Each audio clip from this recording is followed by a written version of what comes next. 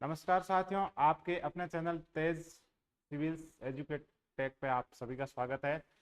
संधि को अपन कंप्लीट कर चुके हैं। अब बारी आती है किसकी? समास की। किसकी आती है?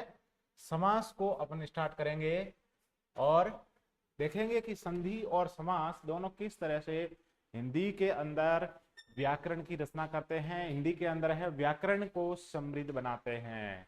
ठीक है। अब आपको ध्यान क्या रखना है कि अपने आरएस के सिलेबस के अंदर अगर देखा जाए मेंस के अंदर, तो उसमें समास नहीं है, लेकिन ऐसा ही और दूसरे जितने भी एग्जाम है उसमें समास को शामिल किया गया है।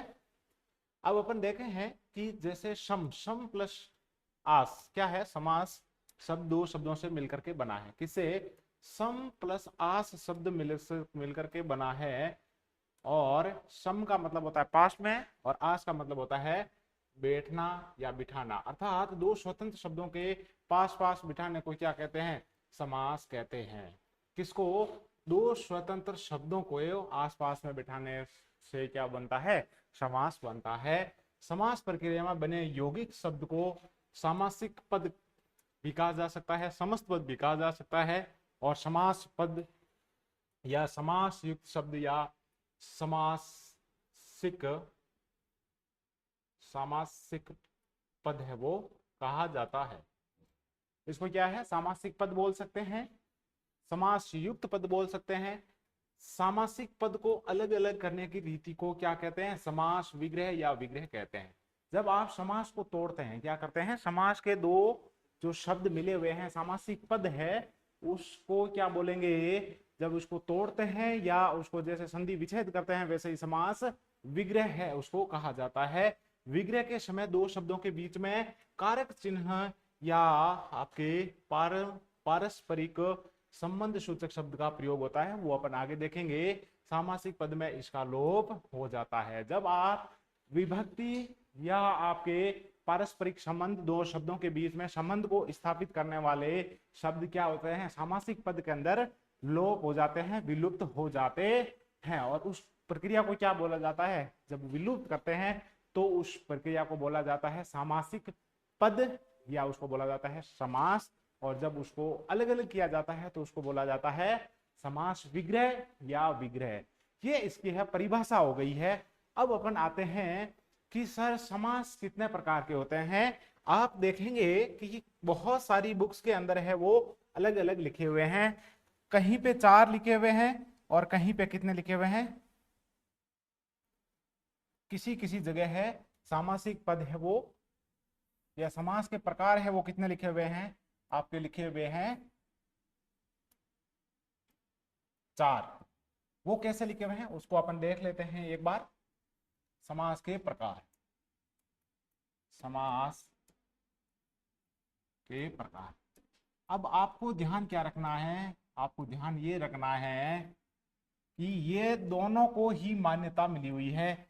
अलग अलग बोर्ड में, अलग अलग राज्यों में क्या किया गया है? अलग अलग बुक्स के अंदर, स्टैंडर्ड बुक्स के अंदर भी इसको है दो अलग अलग है वो बांटा गया है। कहीं पे इसको क्या मानते हैं? 4 मानते हैं, और कहीं पे इसको क्या मानते हैं? 6 मानते हैं। अगर 4 की बात करें तो वहां पे पहला जो आपका आएगा वो आएगा अवयवी भाव, अवयवी भाव समास। दूसरा आपका आएगा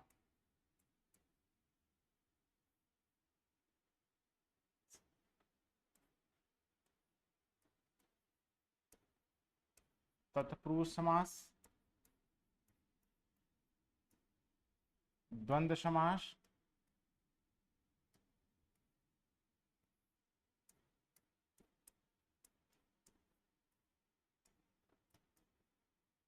और आपका आएगा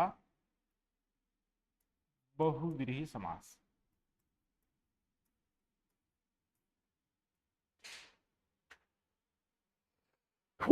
जनरली अपन जो पढ़ते हैं उसके अंदर आएगा आपके अवयवी भाव, तत्पुरुष, कर्मधारय, द्विगु, द्वंद्व और आपके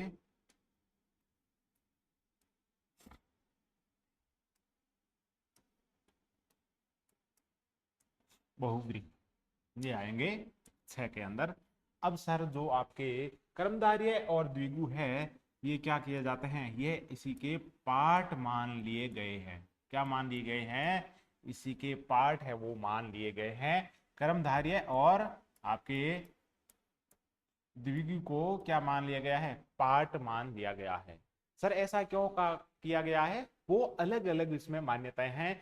क्योंकि अगर अपन तत्पुरुष समास को देखेंगे और कर्मधारय समास को देखेंगे तो दोनों के बीच में बहुत ज्यादा है नजदीकी है। लेकिन जब आपके कर्मधारय तत्पुरुष अपन लिखेंगे तो पूरी तरीके से इनके जो एग्जाम्पल है वो अलग रहेंगे।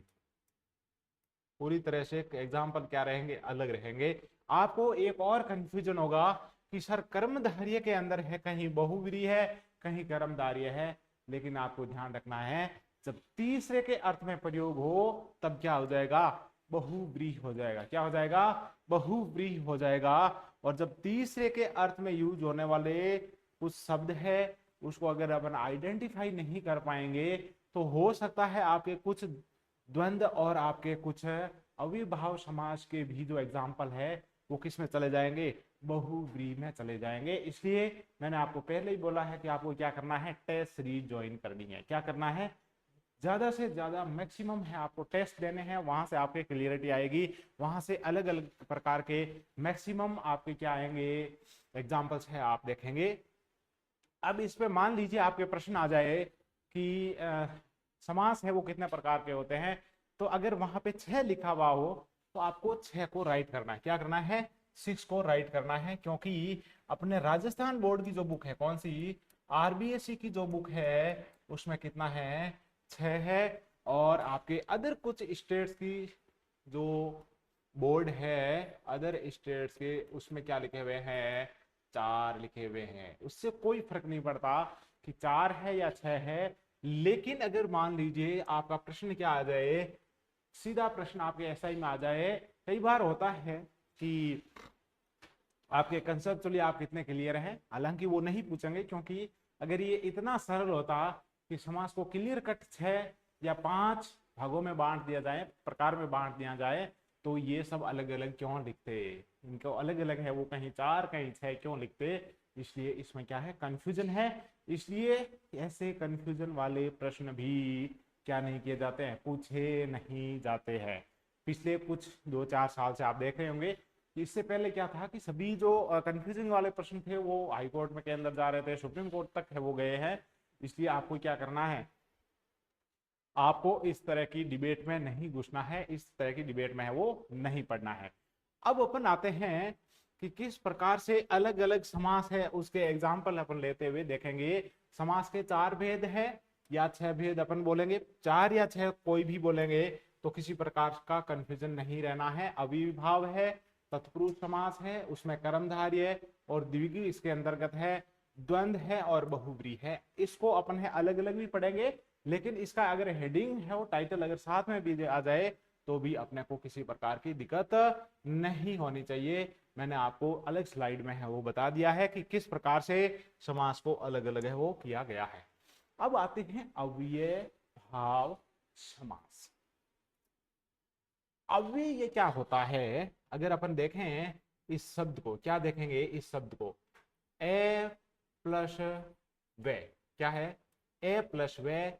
आगे इस और शब्द को तोड़ेंगे अपन, ए प्लस बी प्लस ए, क्योंकि ई और ए मिलकर के क्या बन जाएगा, यह बन जाएगा। संधि इसमें कौन सी है, यहाँ पे आपकी संधि है यण संधि। इस शब्द के अंदर कौन सी संधि है, यण संधि है। यण संधि को अपन ने जब पढ़ा था तो यह डिस्कस किया था, ठीक है, यण संधि है इस शब्द में। अब इसका मीनिंग क्या होता है सर, इसका मीनिंग होता है व्यय का मतलब है खर्च करना। क्या करना, व्यय का मतलब है खर्च करना। व्यय का मतलब है किसी को देना व्यय का मतलब होता है किसी को विभाजित करना, व्यय का मतलब होता है कम ज्यादा करना, कम करना। अगर किसी आप प्रोडक्ट का या किसी भी इनकम का क्या करेंगे, व्यय करेंगे, तो क्या होगी, वो कम होगी और सामने वाले के पास में क्या हो जाएगी, ज्यादा हो जाएगी। लेकिन इन्होंने क्या किया है, ए उपसर्ग लगा दिया है। क्या लगा दिया है, ए उपसर्ग लगा दिया है। इसमें वी भी उपसर्ग है, ध्यान रखना है ना, वी भी क्या है, उपसर्ग है। वी प्लस ए जो नहीं आ रहा है, जो जा रहा है, खर्च हो रहा है। ए का मतलब क्या है, आना, वी का मतलब है नहीं, और जो नहीं आ रहा है वो क्या हो रहा है, वह हो रहा है। लेकिन जब ए लग गया तो ए वह हो गया, इसका मतलब जो खर्च नहीं हो रहा है, जो परिवर्तन नहीं हो रहा है। जिन शब्दों को क्या किया जा सकता है, कहीं पे भी लिंग वचन कारक और विभक्ति, क्या लिंग वचन कारक और विभक्ति या विशेषण किसी भी प्रकार से लगा करके उसको चेंज नहीं किया जा सकता, उसका क्या नहीं किया जा सकता, परिवर्तन नहीं किया जा सकता। जैसे कि इस समास में पूर्व पद अव्यय तथा उपसर्ग होता है, समस्त पद क्रिया विशेषण का काम करता है। संज्ञा शब्दों की आवर्ती से भी अव्ययभाव समास है वो हो जाता है जब संज्ञा शब्द का दो बार में क्या हो, पुनरावृत्ति हो, दो शब्दों के का क्या हो, अलग अलग। जैसे आपके रातों रात, जैसे शब्द क्या आया, रातों रात आया, यहाँ पे क्या हो रही है, पुनरावृत्ति हो रही है। लेकिन इसका अव्यय क्यों है, क्योंकि यह शब्द परिवर्तन नहीं होता है, किसी प्रकार से खर्च या बढ़त इसमें नहीं होती है, इसलिए इसको अव्ययी भाव समास कहा जाता है। क्या किसी प्रकार का कोई कंफ्यूजन है, नहीं। इसका मतलब क्या है कि कारक लिंग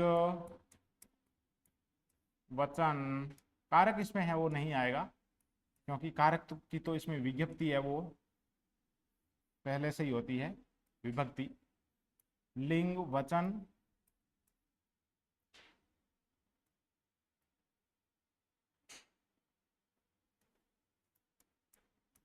विशेषण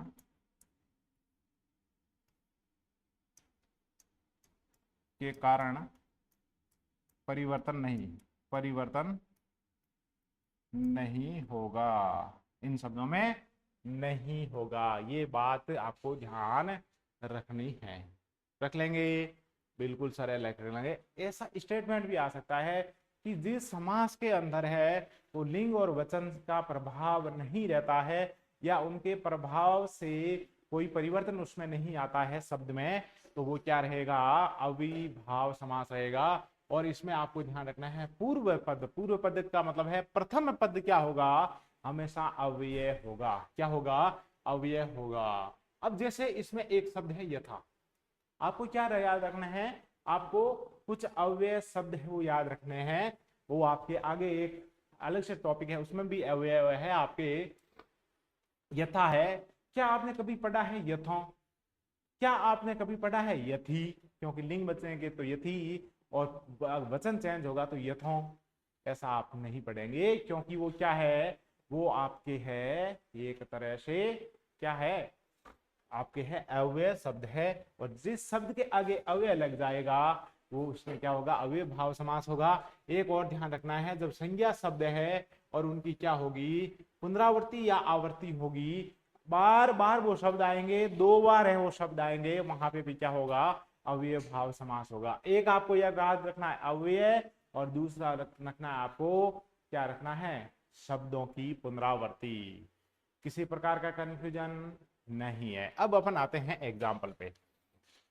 पहला शब्द क्या लिखा है, यथाशक्ति। यथा का मतलब क्या है, के अनुसार। आपको कुछ शब्दों के मीनिंग याद होने चाहिए, ये एक संस्कृत का शब्द है। यथाशक्ति का मतलब क्या है, यथा का मतलब है के अनुसार, और जब आपके शक्ति से साथ में जुड़ जाएगा तो शक्ति के अनुसार, सामर्थ्य के अनुसार है, इसका क्या होगा, समास विग्रह होगा। और यहाँ पे क्या आ जाएगा, यथाशक्ति आ जाएगा। किसी प्रकार का कंफ्यूजन अगर शब्द आ जाए, यथाशक्ति का या यथाशक्ति शब्द में कौन सा समास है, तो अव्ययी भाव समास है। दूसरा इसमें इसका समास विग्रह क्या होगा, शक्ति के अनुसार इसका समास विग्रह होगा। एक शब्द आ गया, जैसे पुनरावृत्ति होगी रातों रात, तो इसका क्या बनेगा, रात ही रात में, रातों रात, दिनों दिन, ठीक है, पहलो पहल या पहले पहल, ठीक है। फिर है आपका प्रतिदिन, क्या आएगा, प्रतिदिन। और प्रति क्या है आपका, अव्यय है, क्या है, प्रति है वो आपका अव्यय है। और जब प्रतिदिन आ जाएगा तो प्रत्येक दिन इसका क्या हो जाएगा, समास विग्रह हो जाएगा। और यह आपके हो सकता है दिन दिन, इसका दिन दिन भी हो सकता है, क्योंकि प्रत्येक दिन क्या है, हर दिन हो सकता है।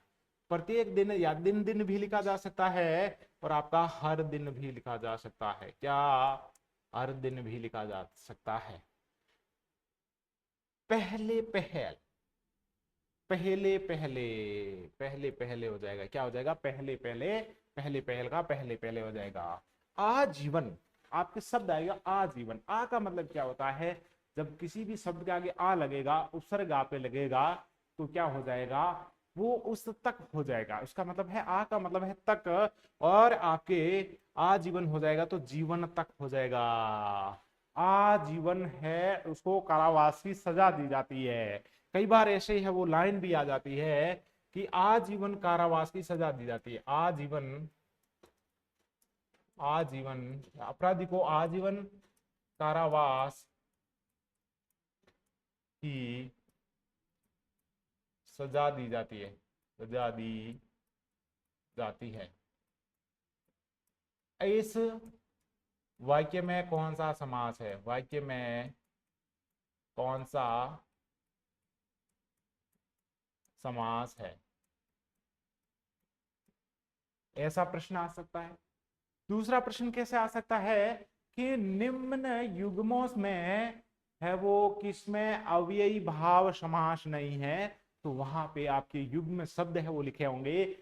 जैसे मान लो एक में लिखा होगा रातों रात यथाशक्ति, दूसरे में प्रतिदिन, पहले पहल, या आजीवन हर साल, ऐसा, या जीवन है, याव जीवन है वो शब्द लिखा हुआ हो, तो क्या होगा, तो आपके है इस प्रकार से आपके बनेगा। इस प्रकार से आपको ध्यान रखना है कि उस किसमें अविभाव समास है। फिर आपके हर साल अगर आ जाए तो वह साल सल, साल साल है वो इसका हो जाएगा।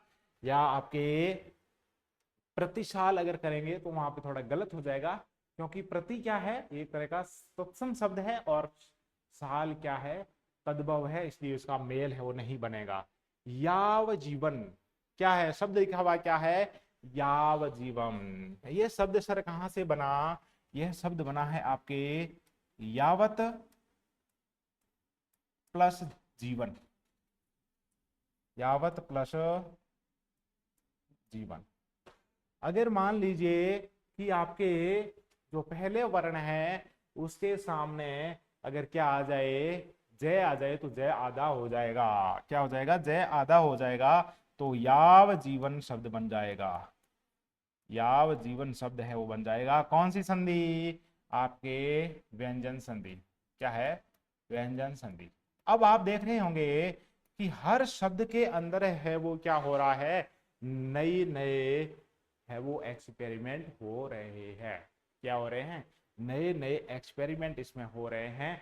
जब आप उपसर्ग प्रत्यय तक आएंगे तो लगभग है आप है वो संधि समास को कंप्लीट कर चुके होंगे, और आपके हर शब्द, जो भी शब्द आप देखेंगे तो आपको क्या होने लगेगा, आपको है वो डाउट होने लगेगा कि इसमें है वो कौन सी संधि है, कौन सा समास है, कौन कौन सा है वो उपसर्ग प्रत्यय है। ये सभी आप है वो समझने का प्रयास करने लग जाएंगे। आप हर शब्द को चारों पांचों एंगल से वो देखना शुरू कर देंगे, तब आपको किसी प्रकार की दिक्कत नहीं आएगी।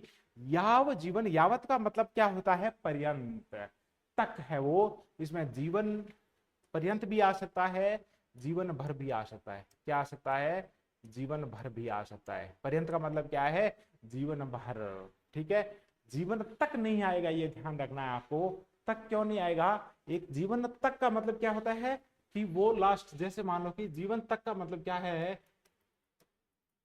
कि आपका ये है पर्यंत, क्योंकि पूरे जीवन चलेगा। और जीवन तक का मतलब क्या है कि यहां से लेकर के सीधा यहां तक, किसी प्रकार का बीच में है वो प्रोसेस में है आपके क्या नहीं करता, विश्वास नहीं करता है। ये आपको ध्यान रखना है। निस्संदेह क्या लिखा हुआ है, निस्संदेह। और निस्संदेह के अंदर है, निस का मतलब क्या है, संदेह नहीं। क्या नहीं, संदेह नहीं।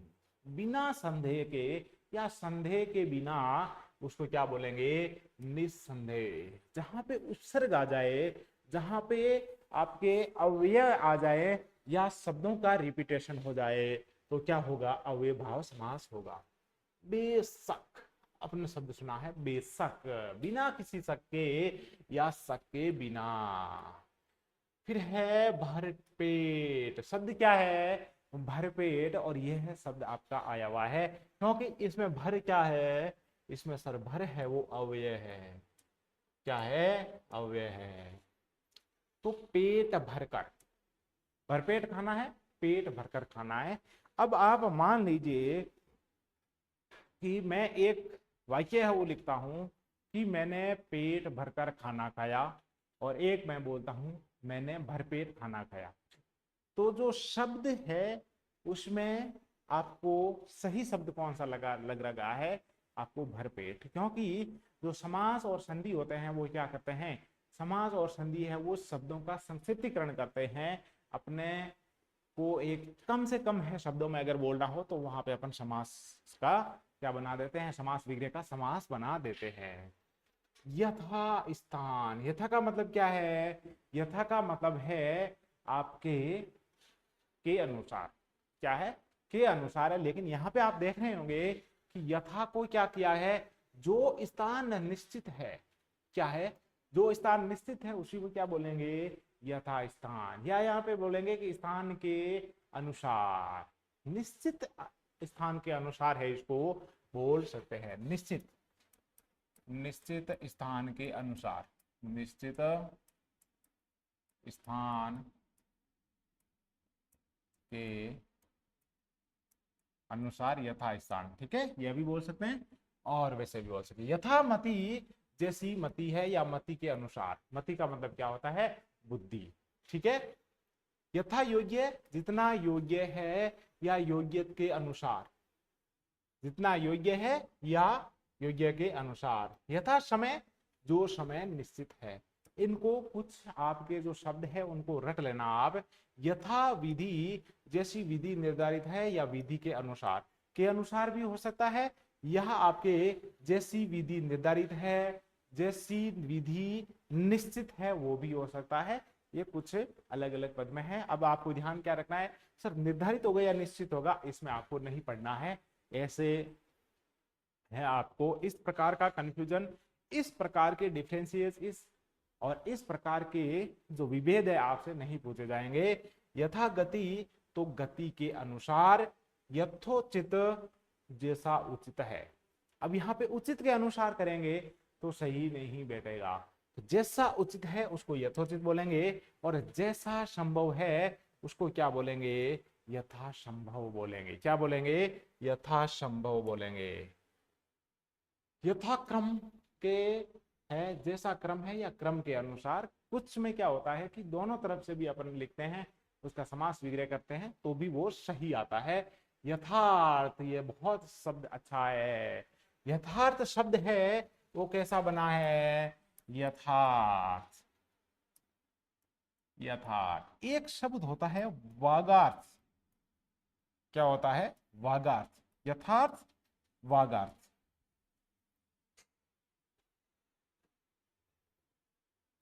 एक होता है यथार्थ। क्या होता है, यथार्थ।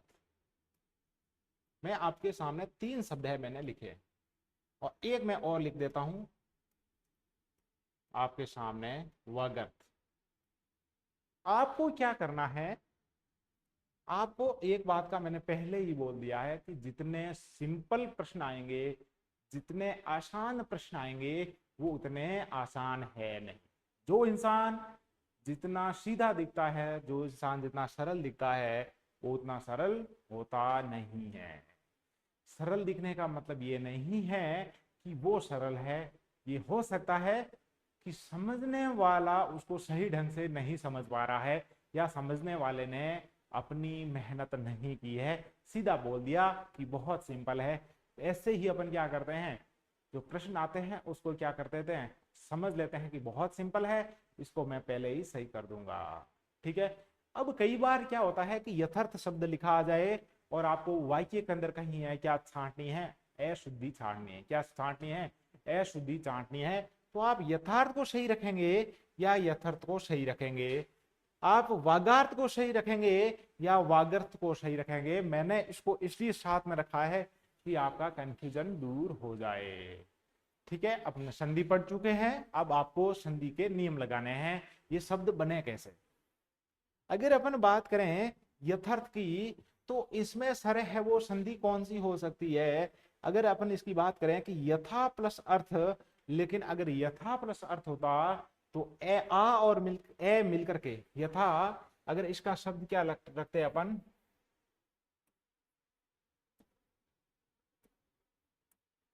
यथा प्लस अर्थ। ठीक है। आ और ए मिलकर के क्या बन जाता? आ बन जाता। क्या मिलकर के बन जाता? आ बन जाता। तो क्या रहता सर? यथार्थ रहता। क्या रहता? यथार्थ रहता। इसका मतलब ये हुआ सर कि अगर यथार्थ है तो 100% सही है। और इसमें संधि कौन सी है? क्योंकि सजातीय स्वर का दीर्घीकरण हो रहा है।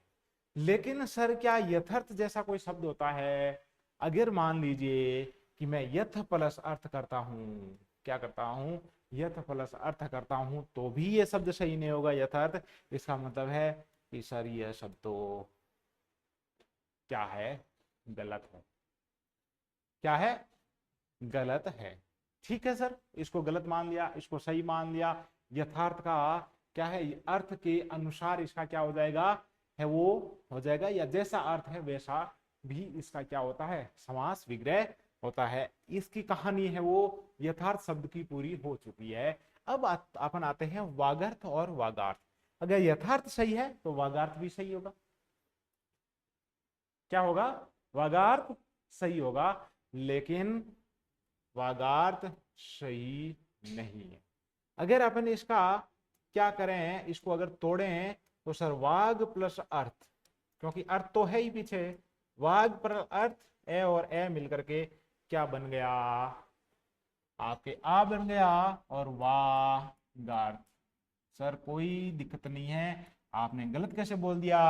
गलत इसलिए बोला, मैंने क्या बोला था कि इन दोनों का मीनिंग होना चाहिए, इन दोनों का अर्थ होना चाहिए, और अर्थ जब मिले तो भी उसका सेम अर्थ निकलना चाहिए। यह जो वाग है, इस वाग का मीनिंग क्या है? इसका कोई मीनिंग नहीं है। तो सर शब्द क्या है? यहाँ पे शब्द है सर, वाग नहीं है।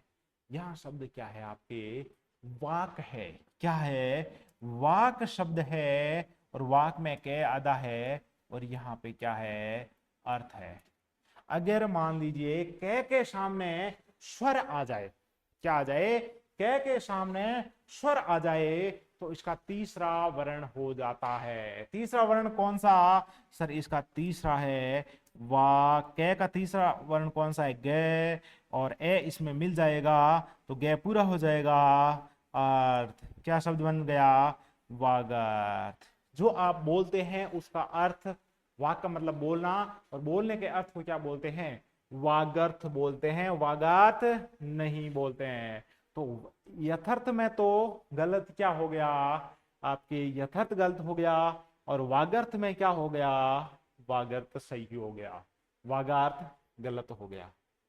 इस तरह से आपको पढ़ना है, इस तरह से आपको एनालिटिकल जो अप्रोच है उसके ऊपर ध्यान देना है। अब अपन आते हैं वापस कहां पे? वापस सर आते हैं अपने समास पे, क्योंकि जब तक अपन शब्दों को तोड़ेंगे नहीं, या जब तक अपन है वो कंसेप्चुअल क्लियरिटी नहीं रखेंगे, जब तक है अपन कंपैरिजन नहीं करेंगे, तब तक क्या नहीं होगा? याद नहीं होगा। फिर है आपके यथा स्थिति। जैसी स्थिति है या स्थिति के अनुसार है, जैसा समय है तो यथा समय हो जाएगा। अब ऐसे ही शब्द आपका है यथाशक्ति, जो पहले देख लिया, यथासंभव। प्रतिपल, प्रतिपल को क्या मिलेंगे आप है वो खुद देखना, इसका पल पल हो जाएगा, ठीक है।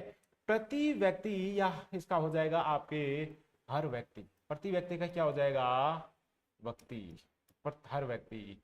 आमरण, मरने तक क्या हो जाएगा, आमरण है उसका क्या बन जाएगा मरने तक, क्या बन जाएगा आमरण का मरने तक बन जाएगा। आजन्म, जन्म तक, आजन्म का क्या बन जाएगा जन्म तक। लापता, जिसका पता नहीं, लापता क्या हो जाएगा जिसका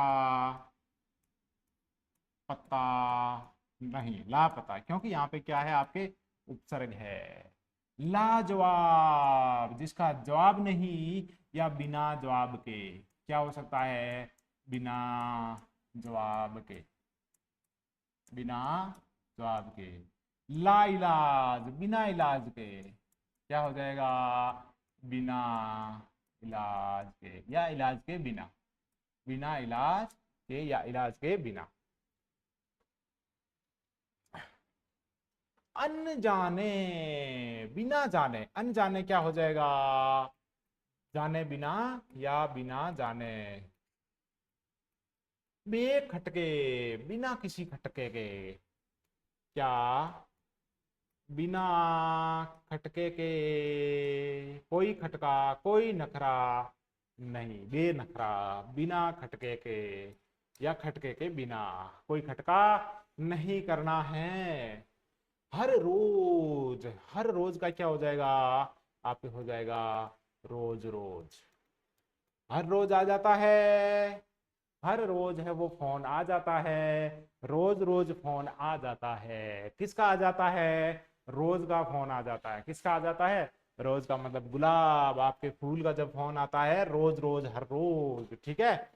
निडर, बिना डर के, क्या हो जाएगा डर बिना या बिना डर के, डर बिना या बिना डर के, बिना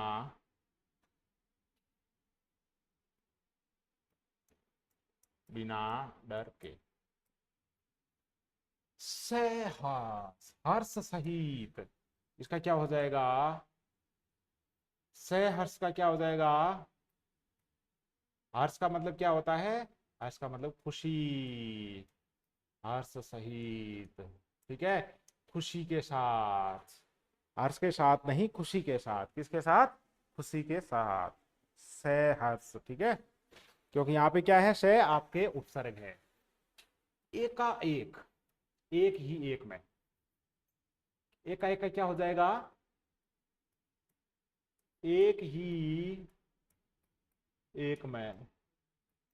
आपने एकाएक का मतलब क्या होता है, अगर आपने एक गिनते ही मैं वापस आ जाऊंगा वहां से जाकर के यहां तक, एकाएक, एक ही एक में, ठीक है। हाथों हाथ, हाथ ही हाथ में, हाथों हाथ, आपने मेरे को, मैंने बोलते हैं कि मैं आपको हाथों हाथ है वो 10,000 रुपए दो, मैं हाथों हाथ आपको वापस दे दूंगा, वो हाथों हाथ नहीं होता है, क्योंकि पैसे तो आप कब दोगे 2 दिन दोगे, 4 दिन बाद में देखो दोगे, लेकिन हाथों हाथ का मतलब क्या होता है कि मैंने इस हाथ दिया, आपने उस हाथ है मुझे वापस दे दिया, इसको क्या बोलते हैं हाथ ही हाथ में, क्या बोलेंगे हाथ ही हाथ में, हाथ ही हाथ ही हाथ में। वैसे ही बीचों बीच, बीच ही बीच में, गांव गांव गांव, गांव के बीच में, धीरे धीरे, तो क्या हो जाएगा धीरे ही धीरे में, धीरे धीरे का मतलब क्या है धीरे ही धीरे में, या धीरे ही धीरे इसका हो सकता है, क्या हो जाएगा धीरे ही धीरे, धीरे ही धीरे, धीरे धीरे, धीरे धीरे रे मना, धीरे सब कुछ हो, माली सींचे सोगड़ा, ऋतु आए फल हो, कि आपको जो काम करना है वो धीरे धीरे करना है, धीरे धीरे रे मना, धीरे सब कुछ हो जाए। आप धैर्य के साथ में, धीरज के साथ में, और आप धीरता के साथ में काम करेंगे तो क्या है काम हो जाएगा। माली सींचे सोगड़ा, एक माली ने एक पौधा लगाया और रोजाना सौ घड़े है उसमें क्या देने लग गया, पानी देने लग गया। क्या देने लग गया, पानी देने लग गया। और वो सोचता है कि 100 घड़े देने से क्या हो जाएगा, तुरंत ही फल लग जाएगा, लेकिन ऐसा नहीं होगा। आपने मान लीजिए कि एग्जाम 6 महीने बाद है और आपने रोजाना 20 घंटे पढ़ाई शुरू कर दी, लेकिन आपका सिलेक्शन कब होगा, जब आपका एग्जाम आएगा। फल कब लगेगा, जब ऋतु आएगी, जब मौसम आएगा, तब क्या लगेगा, फल लगेगा। इसका मतलब क्या है कि you have to maintain patience and perseverance in your life, ठीक है। लेकिन इतना भी नहीं होना चाहिए कि सारी वैकेंसियां निकल जाए, सारे मौसम ऋतु सब है क्या निकल जाए, दफा हो जाए। वैसे ही आपका आता है बेफायदा, बिना फायदे के या फायदा रहित, इसका है मीनिंग हो जाएगा। यहां तक किसी प्रकार का कोई कंफ्यूजन है वो मेरे अनुसार है वो नहीं रहा होगा। अगर किसी प्रकार का कोई आपको कंफ्यूजन है होगा तो आप कमेंट सेक्शन के अंदर बता दीजिए, जिसका अपन है वो सॉल्यूशन कर लेंगे, या नेक्स्ट क्लास में है वो मैं कमेंट देख करके आपको उसका क्लेरिफिकेशन है वो दे दूंगा। आपको किसी तरीके से ये एक मोनोटोनस क्लास है वो नहीं होगी, क्योंकि इसलिए मैं क्या करता हूं कि आपसे है वो बार बार प्रश्न है वो पूछ लेता हूँ, या अपने आप में प्रश्न है वो क्रिएट कर देता हूँ। जहां पे प्रश्न बनने की संभावना हो वहां मैं क्या कर देता हूँ, वहां मैं आपके लिए प्रश्न है वो बनाने की कोशिश करता हूँ। फिर भी अपन और ट्राई करेंगे, किसी प्रकार की कमी रह गई हो, क्योंकि ये बोला जाता है कि अगर इंसान में कमी नहीं है तो या तो वो देवता है और या वो क्या है, भगवान है, ठीक है। लेकिन अपन क्या है, न तो देवता है न भगवान है, एक क्या है, एक पुतले हैं। और पुतला क्या होता है, गलती से भरा, गलतियों से भरा एक पुतला, जिसको क्या बोला जा सकता है, इंसान बोला जा सकता है। बेखटके है वो, बिना खटके के, खटका नहीं करना है, निरामिष, आमिष रहित। निरामिष का क्या मतलब होता है, आमिष का मतलब होता है जो मांस खाता हो, क्या करता हो, मांस खाता हो, उसको क्या बोलेंगे, आमिष। और उसका क्या बन जाएगा, निरामिष, ठीक है। आमिष रहित जो मांस नहीं खाता है, या आमिष मतलब मांस खाता है, निरामिष जो नहीं खाता है, ठीक है। निरामिष का विलोम है वो शामिष होगा, आमिष नहीं होगा, ध्यान रखना है। निरंध्र रंध्र रहित, अब आपको ध्यान रखना है, बिना रंध्र के भी लिख सकते हैं और रंध्र रहित भी आप है वो लिख सकते हैं, लेकिन इसमें स्पेस है आप जरूर रखिएगा। जैसे निरोग, तो यहाँ पे क्या हो जाएगा, रोग रहित, क्या हो जाएगा, रोग रहित। अब मैं आपको क्या देता हूं, आपको टास्क देता हूं कि आपको क्या करना है, ये तीनों जो शब्द है, इन तीनों शब्दों के क्या देखने हैं, आपको संधि देखनी है कि इस संधि में कौन सी संधि है इस शब्द में, और उसका संधि विच्छेद कैसा होगा, क्योंकि इन तीनों शब्दों को अपन संधि में डिस्कस कर चुके हैं। वैसे ही नीरव, रव का मतलब होता है ध्वनि, और नीरव बिना किसी ध्वनि के बहुत क्या होता, शांत हो सकता है। जैसे कि ये शब्द कहां से आया, एक आपने सुना होगा कलरव, क्या सुना होगा कि चिड़िया है वो कलरव कर रहे हैं, पक्षी है वो जंगल में कलरव कर रहे हैं, कल कल की जो आवाज होती है उसको कलरव बोला जाता है। रव का मतलब ध्वनि, और नीरव बहुत शांत जो होता है माहौल, उसको क्या बोलते हैं, नीरव। जो जंगल का सुबह सुबह का जो वातावरण होता है उसमें सिर्फ कलकल की आवाज आती है, इसलिए उसको क्या बोला जाता है, कलरव बोला जाता है। जो पक्षी होते हैं वो भी कलकल की आवाज करते हैं, और जो पानी होता है वो भी क्या करता है, कलकल की आवाज के साथ में क्या करता है, चलता रहता है, तो उसको क्या बोला जाता है, कलरव बोला जाता है। नीरव, नी छोटा, ये तो मैंने आपको है वो पेपर लीक हो गया, ठीक है। आपको खुद को बताना है कि इसमें है वो कौन सा तो आपका उपसर्ग है, कौन सी इसमें संधि है, कौन सी संधि है तो उसका संधि विच्छेद क्या होगा, ये तीनों शब्द है वो आपको देखना है। बेईमान, बिना ईमान के, अपन वैसे ही बोल देते हैं कि यार तू तो बेईमान है, इसका मतलब क्या है, बिना ईमान के। एक शब्द होता है नकटा, क्या होता है, नकटा, संधि में भी अपन ने पढ़ा, नाक कटा, नाक प्लस कटा, नकटा, इसका मतलब है अपन जनरली बोलते हैं कि तू तो यार नकटा है, क्यों तू क्या है, नकटा है, इसका मतलब तेरी नाक क्या है, कटी हुई है। ठीक है, तो जब भी आप इस तरह के शब्द यूज करें तो थोड़ा सा ध्यान रखें, सामने वाले जो इंसान है उसका क्या रखें, ध्यान रखें। नकटी नहीं बोलना है, नकटा नहीं बोलना है, जब तक कि क्या नहीं कर जाए, नाक नहीं कर जाए। ठीक है, बेहया, बिना हया के, बिना शर्म के, हया बोलते हैं शर्म को। ठीक है, बेरहमी से उसको पिटा, बिना रहम के, बिना दया के पिटाई कर दी। बेरहमी से क्या किया गया, नेपाल के अंदर जो प्रधानमंत्री थे उनको क्या किया गया, बेरहमी से हटाया गया। बेजान, बिना जान के। ठीक है, ये जान आपके दिल के करीब की जान नहीं है। ये जान कौन सी है, ये जान है दम, शक्ति जो होती है, जो आपकी ताकत होती है उससे संबंधित है। ठीक है, वो जान वो नहीं है, ये ध्यान रखना है। ठीक है ना, तो बेजान का मतलब है बिना किसी दम के या बिना दम के है। ये सब जो बे शब्द आए हैं, ये जो बे शब्द है आप आगे देखेंगे कि आपके जो उर्दू फारसी के जो उपसर्ग है उनसे बनते हैं। बे, बेश, बे, बा, ब। ठीक है, ये आपके उर्दू के जो उपसर्ग है उससे है वो बनते हैं, वो आगे अपन देखेंगे, तब आपको समझ में आएगा कि बे का मतलब क्या है, बिना।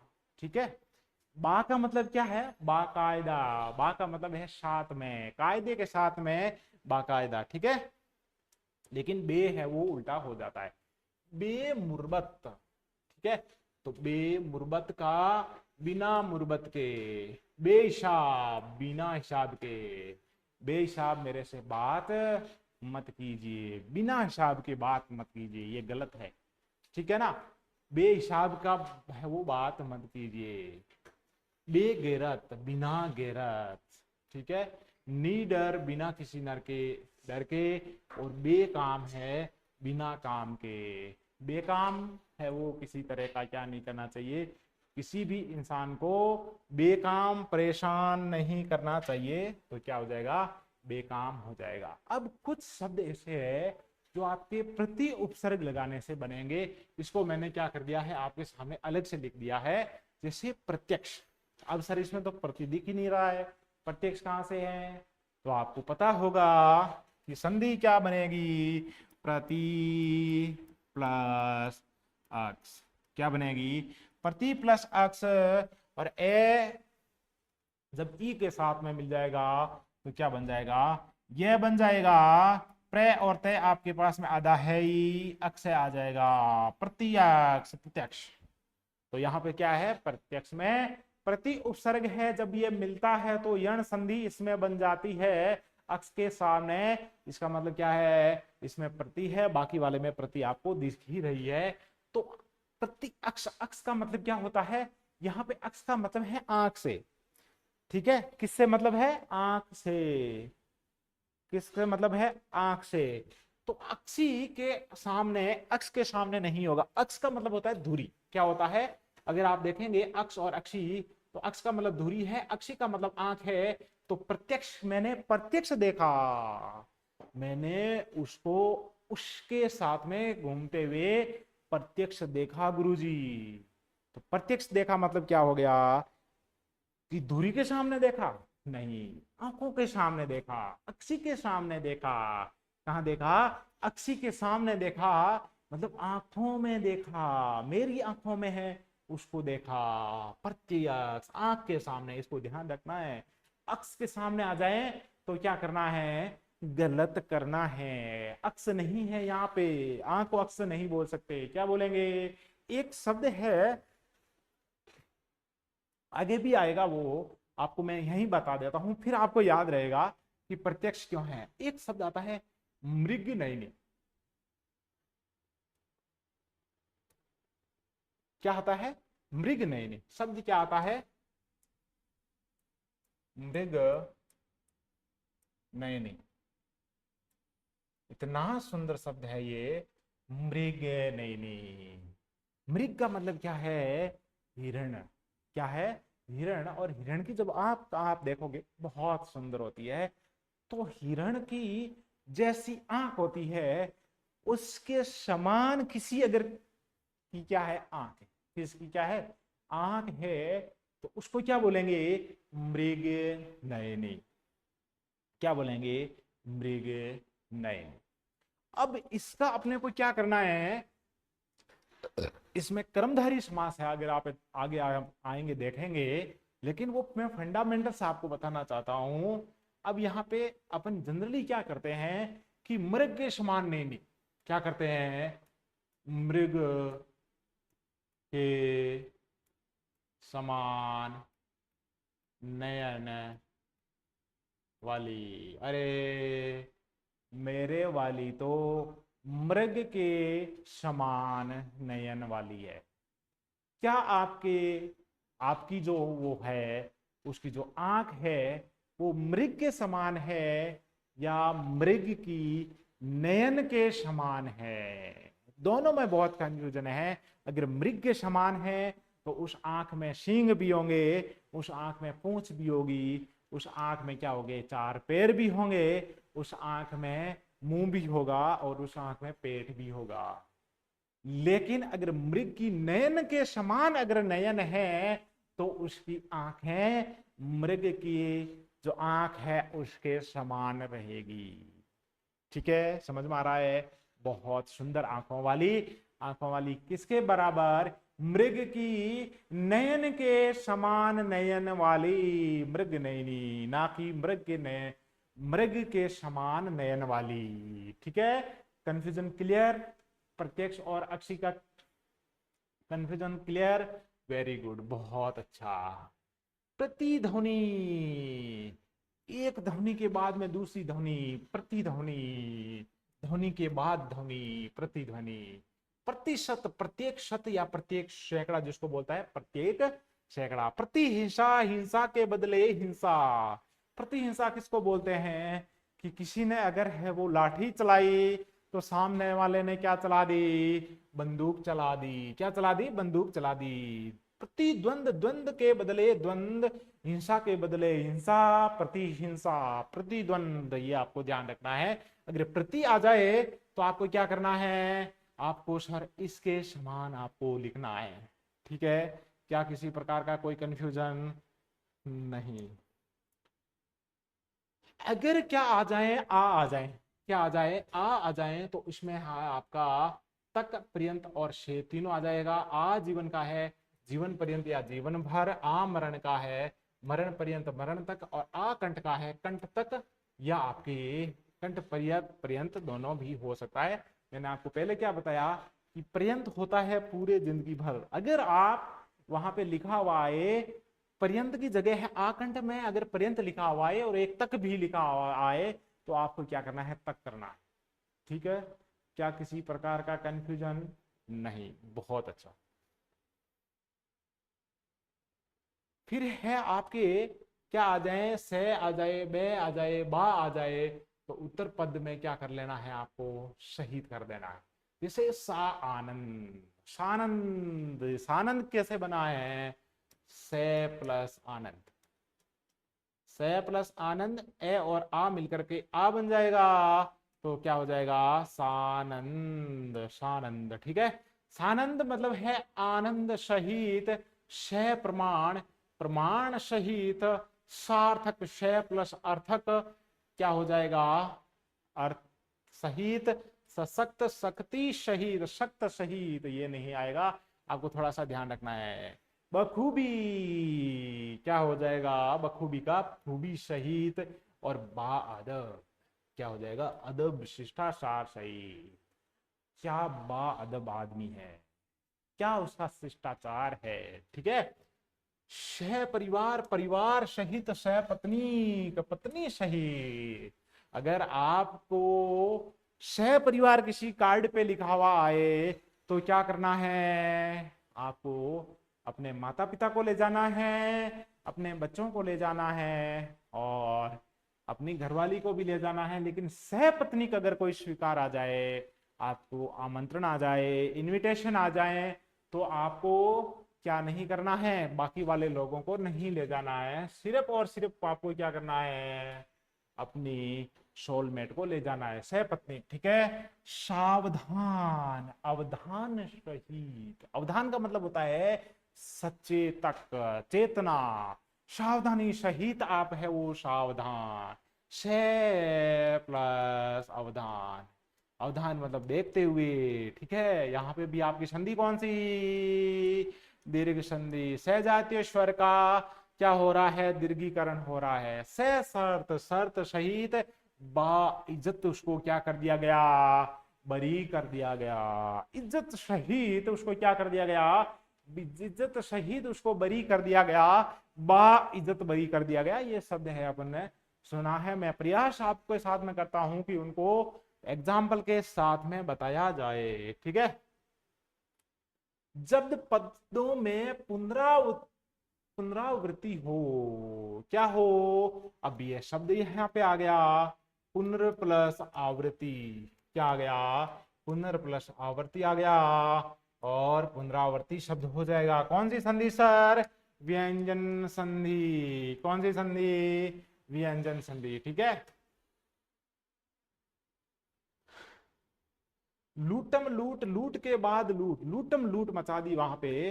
तो एक लूट के बाद में दूसरी लूट, दूसरी के बाद में तीसरी, सुबह भी लूट, शाम को भी लूट, लूटम लूट है। नादिर शाह ने क्या कर दिया, भारत में लूटम लूट मचा दी। ठीक है, किसी प्रकार का कंफ्यूजन नहीं। कानो कान, कान ही कान में, कानो कान तक है वो खबर नहीं चली।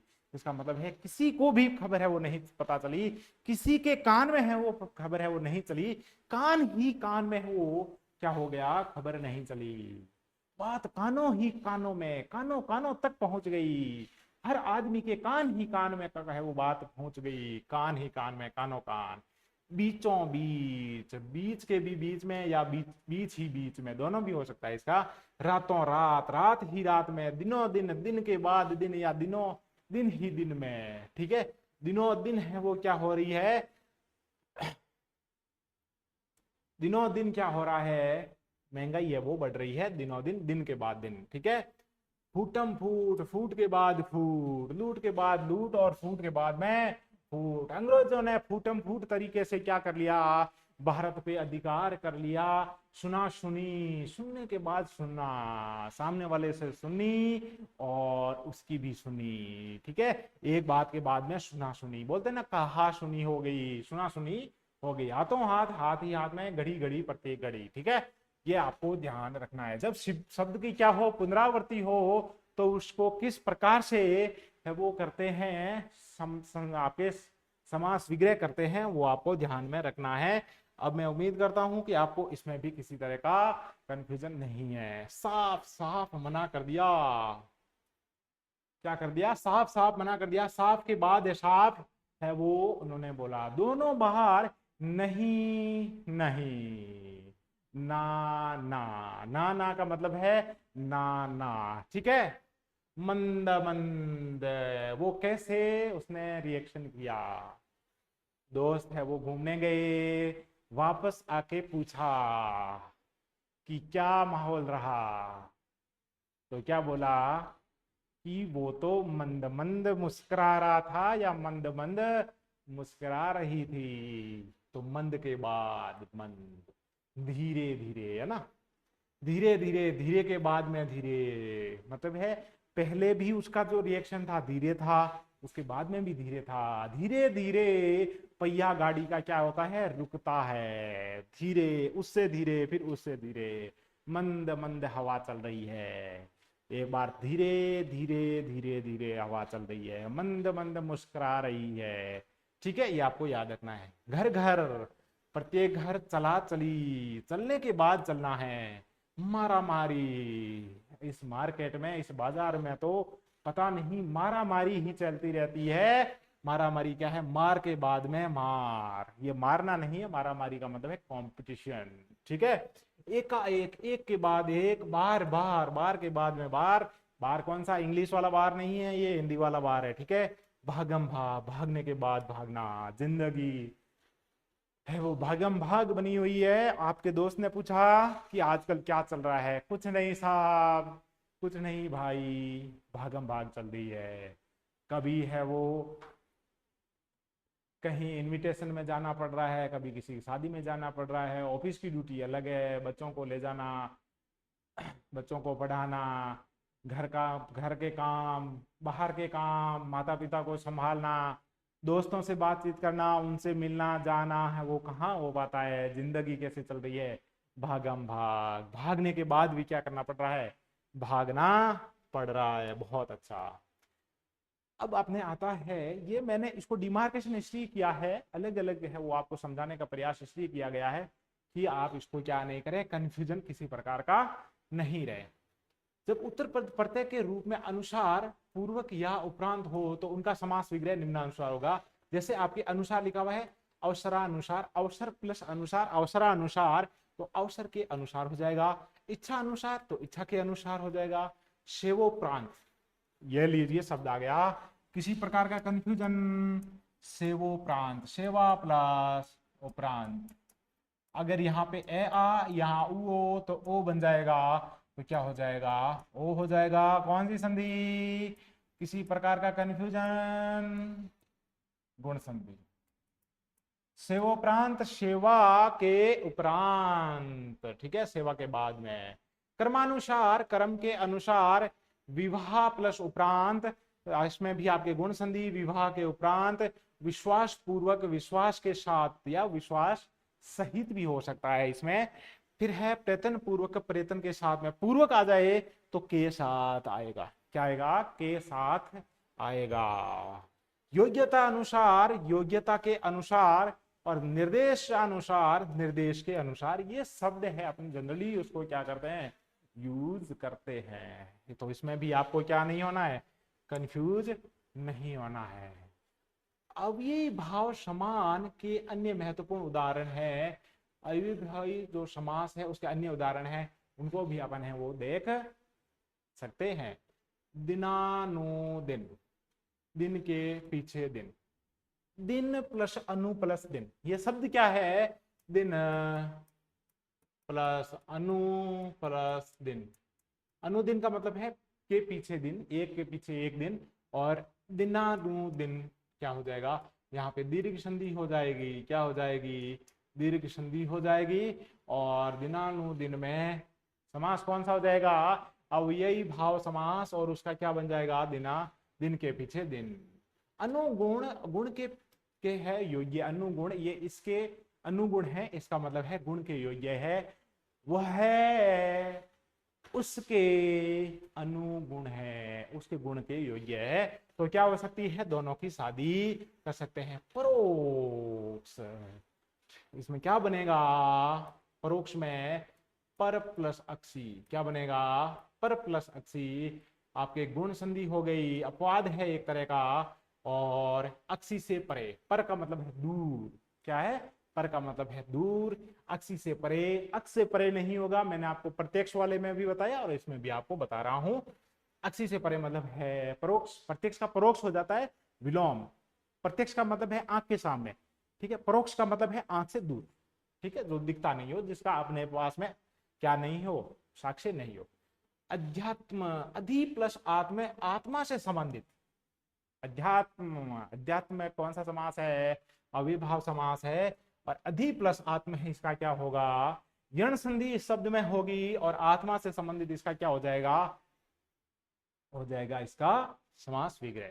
अनुदिन और प्रत्येक दिन, अनुदिन का मतलब है प्रत्येक दिन, विशुद्ध है विशेष रूप से शुद्ध, ठीक है। अनुदान का मतलब है दान की तरह है, दान, दान की तरह का दान अनुदान कहा जाता है, ठीक है, दान की तरह का दान अनुदान वो कहा जाता है।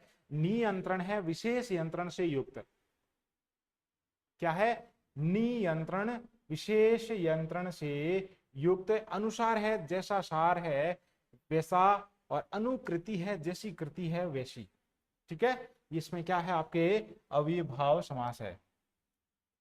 अनुगमन है गमन के पीछे गमन, जाने के पीछे जाने। अनु स्मारक, स्मारक की तरह का। अत्याधुनिक, आधुनिक से भी आधुनिक, अति आधुनिक, आधुनिक से भी आधुनिक, बहुत ज्यादा मॉडर्न, ठीक है। नियमन है विशेष यम से बंधन युक्त है, यम का मतलब है बंधन, और नियमन है विशेष नियमन से बंधन। ठीक है। फिर है आपके प्रतिलिपि, लिपि के समकक्ष लिपि। एक आपकी लिपि होती है, प्रतिलिपि होती है, लिपि के समकक्ष लिपि। इसका मतलब है जैसा उसमें लिखा हुआ है वैसा का वैसा लिखना, उसको क्या बोलेंगे? लिपि के जैसी लिपि, आप लिपि के समकक्ष लिपि। लिपि अति आवश्यक, आवश्यकता से अधिक, अति आवश्यक है, अत्यावश्यक इसका क्या हो जाता है? संधि हो जाती है। अनुसंधान, संधान के बाद संधान, रिसर्च, सर्च के बाद में सर्च, रिसर्च, अनुसंधान, संधान के बाद है वो संधान करना, अनुसंधान। अनुसरण, शरण का मतलब जाना, जाना के बाद में जाना, मतलब शरण के बाद में शरण। प्रतिनियुक्ति, नियमित नियुक्ति के बदले की गई नियुक्ति, नियमित नियुक्ति के बदले की गई नियुक्ति को प्रतिनियुक्ति। अतिरिक्त है, रिक्त से अधिक, रिक्त के अलावा अतिरिक्त। ठीक है। फिर है आपके अतिवृष्टि। क्या है?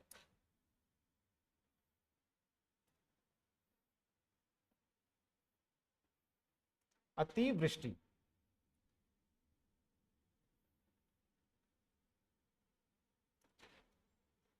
अतिवृष्टि में वृष्टि की अति मतलब बहुत ज्यादा जब बारिश आ जाए तो उसको बोलते हैं अतिवृष्टि, और नहीं तो क्या बोलते हैं? अल्पवृष्टि। ठीक है। आपाद मस्तक, पाद से मस्तक तक। आ का मतलब है, मैंने पहले बताया, तक। यहाँ पे क्या है? आ।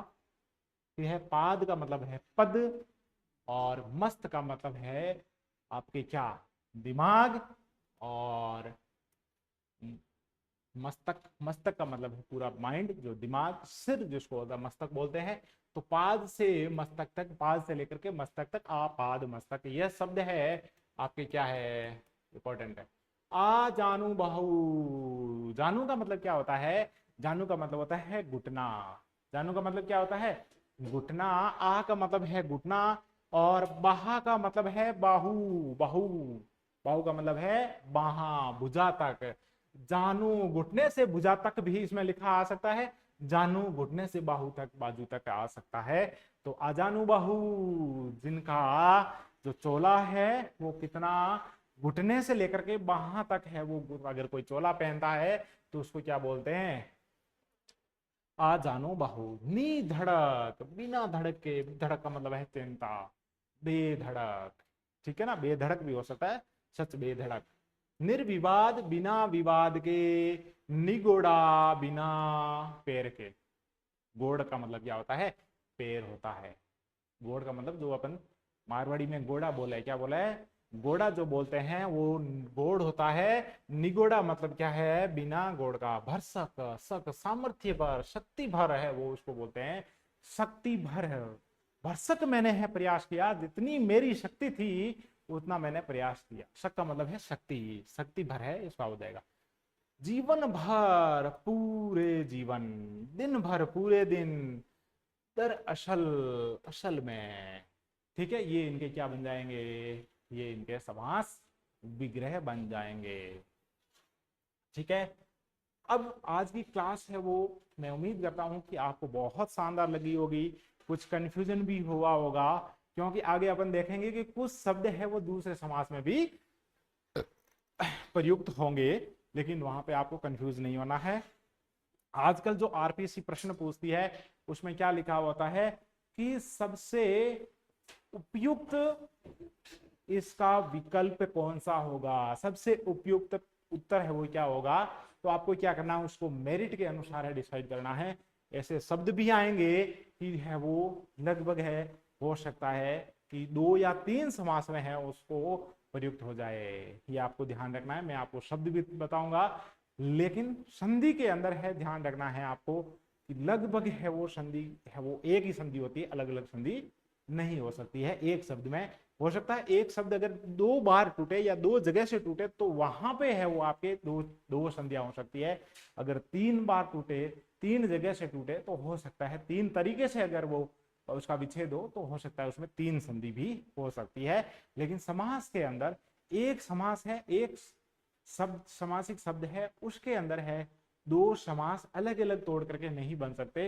हो सकता है वो एग्जाम्पल अगर उसका आगमन करेंगे तो हो सकता है कर्मधारय वाले बहुत सारे बहुव्रीहि में जाएंगे और तत्पुरुष वाले है अव्यय भाव में भी आ सकते हैं, द्विगु वाले भी बहुव्रीहि में जा सकते हैं। वो अपन बाद में आगे है वो देखेंगे कि उनको किस तरह से सही करना है, उसकी प्रेफरेंस है वो क्या रखनी है। इसके साथ में ही आज की क्लास यही पूरी करते हैं। नेक्स्ट क्लास में अपन है वो अगला समास पढ़ेंगे, जो कौन सा होगा आपके होगा तत्पुरुष समास।